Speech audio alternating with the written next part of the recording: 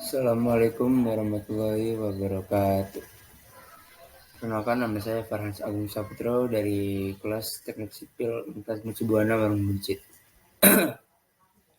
Pada mata kuliah Pendidikan Anti Korupsi dan Etik UMB di pertemuan kali ini, saya akan mempresentasikan tentang potensi diri, berpikir positif, dan komunikasi efektif. Yang pertama itu pengertian dari potensi diri. Potensi diri itu berdasarkan dari potensi, yang pengertiannya adalah serangkaian kemampuan mendasar bagi setiap manusia untuk mampu dikembangkan dan dioptimalkan dengan sebaik mungkin. Pengoptimalan ini dilakukan atau dilaksanakan melalui pekerjaan, usaha, dan pembangunan. Yang selanjutnya adalah potensi diri itu sendiri. Pengertiannya adalah kemampuan dan kekuatan yang dimiliki oleh seseorang baik fisik maupun mental, dan mempunyai kemungkinan untuk dikembangkan bila dilatih dan ditunjang dengan sarana yang baik. Jenis-jenis potensi diri. Berikut beberapa dari jenis potensi diri. Yang pertama itu adalah dari potensi diri fisik atau psikomotor. Ada kalanya manusia memiliki potensi yang luar biasa untuk membuat gerakan fisik yang efektif dan efisien, serta memiliki kekuatan fisik yang tangguh. Orang yang berbakat dalam bidang fisik mampu mempelajari olahraga dengan cepat dan selalu menunjukkan permainan yang baik. Selanjutnya yaitu kecerdasan intelektual atau intellectual quotient, yaitu kemampuan dalam memecahkan masalah-masalah yang sifatnya kognitif, antara lain menganalisis masalah, membuat perencanaan, membuat karya ilmiah atau karya tulis, dan sebagainya. IQ bersifat genetik, dalam arti lebih banyak dipengaruhi oleh faktor bakat daripada lingkungan.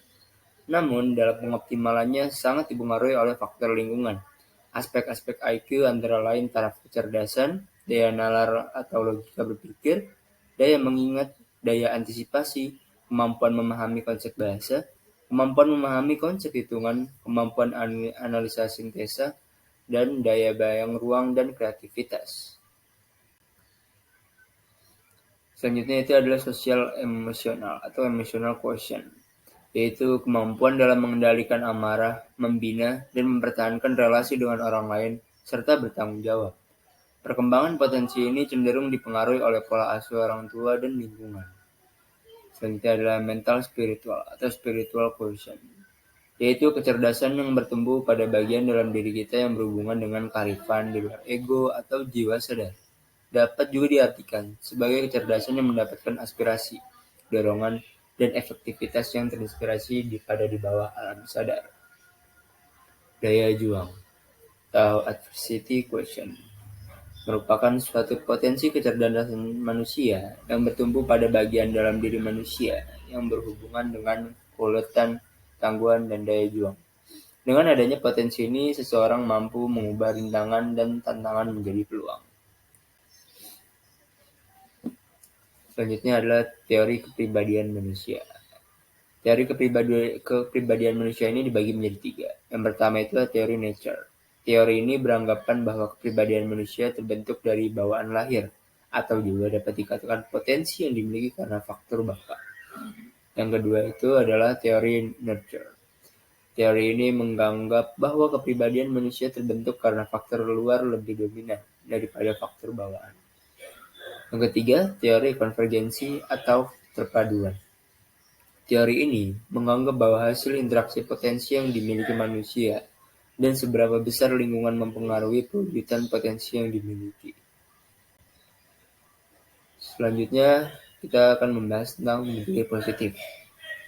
Pengertian dari berpikir positif ini sebagai sikap mental yang melibatkan proses memasukkan pikiran-pikiran dan gambaran-gambaran yang konstruktif bagi perkembangan pikiran. Dengan demikian, pikiran positif akan melahirkan kebahagiaan sukacita, kesehatan, serta kesuksesan dalam setiap situasi dan tindakan. Manfaat dari berpikir positif ini banyak sekali yang kita dapat jika kita selalu berpikir positif. Salah satunya yaitu agar kita tidak terjebak dalam situasi yang serba buruk, yang akan membuat kita terperosok pada situasi yang penuh intrik. Hal terpenting lainnya, ketika kita selalu berpikir positif, yaitu menjadikan kita orang yang senantiasa bersyukur terhadap apa yang kita terima, sehingga dalam menghadapi situasi atau keadaan, kita senantiasa mengambil hikmah dari apa yang kita dapatkan, sehingga kita dapat berpikir tenang. Berikut beberapa manfaat berpikir positif terhadap diri kita, yaitu ada health, feeling of success, optimism, positive response to failure, self-confidence, dan lain sebagainya. Berikut merupakan aspek-aspek berpikir positif.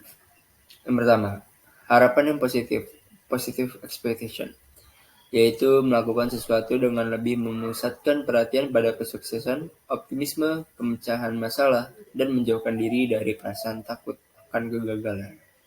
Yang kedua, afirmasi diri atau self-affirmative, yaitu memusatkan perhatian pada kekuatan diri, melihat diri secara positif.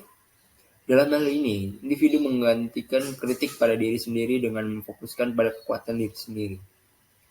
Selanjutnya yang ketiga itu adalah pernyataan yang tidak menilai atau non-judgmental, yaitu suatu pernyataan yang lebih menggambarkan keadaan daripada menilai keadaan. Pernyataan ataupun penilaian ini dimaksudkan sebagai pengganti pada saat seseorang cenderung memberikan pernyataan atau penilaian yang negatif. Aspek ini akan sangat berperan dalam menghadapi keadaan yang cenderung negatif.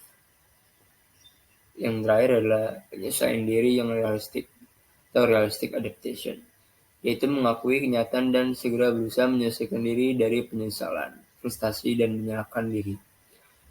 Aspek-aspek berpikir positif yang sudah saya sebutkan ini dinyatakan oleh Albert pada tahun 1980.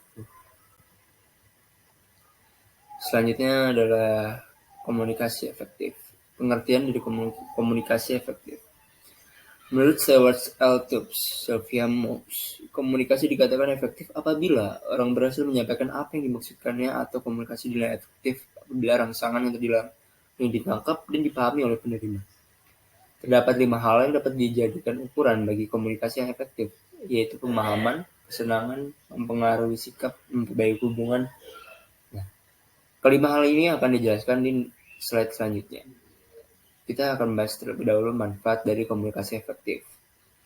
Terdapat seseorang yang memiliki keahlian komunikasi efektif dapat menimbulkan kepercayaan terhadap lawan bicara dengan memposisikan diri kita dengan lawan bicara. Salah satunya, mendengarkan lawan bicara atau memberikan nasihat ketika diminta. Maka, lawan bicara akan merasa nyaman dengan kita dan menaruh kepercayaannya kepada kita. Manfaat lain yang dapat kita rasakan jika kita memiliki keahlian komunikasi efektif, yaitu mencegah untuk mengatasi masalah yang dapat menimbulkan konflik. Konflik sendiri umumnya berakar dari kesalahpahaman. Dengan kita menguasai komunikasi efektif, ketidakmampuan kita menerima dan memahami cara orang lain berkomunikasi ataupun sebaliknya dapat dicegah. Hal itu karena kita dapat mengidentifikasi bentuk komunikasi dan melakukan penyesuaian terhadap lawan bicara. Nah, selanjutnya ini 5 hal yang menjadi tolak ukur komunikasi efektif yang sudah disebutkan sebelumnya. Ini penjelasannya. Yang pertama itu adalah pemahaman.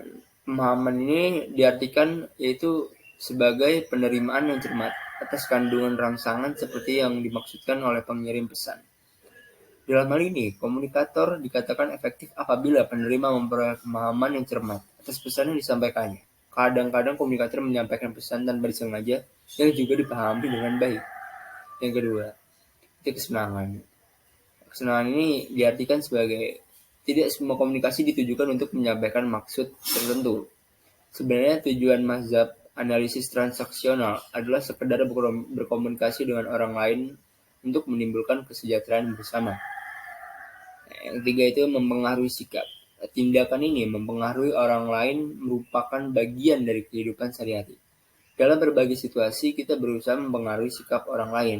Dan dalam berbagai situasi, kita berusaha mempengaruhi usaha agar orang lain memahami ucapan kita. Proses mengubah dan merumuskan kembali sikap atau pengaruh sikap, attitude influence, berlangsung terus seumur hidup. Yang keempat yaitu memperbaiki hubungan. Diartikan menjadi keyakinan umum bahwa bila seorang dapat memilih kata yang tepat, mempersiapkannya jauh sebelumnya, dan mengemukakannya dengan tepat pula, maka hasil komunikasi yang sempurna dapat dipastikan. Namun, keefektifan komunikasi secara keseluruhan masih memerlukan suasana psikologis yang positif dan penuh kepercayaan.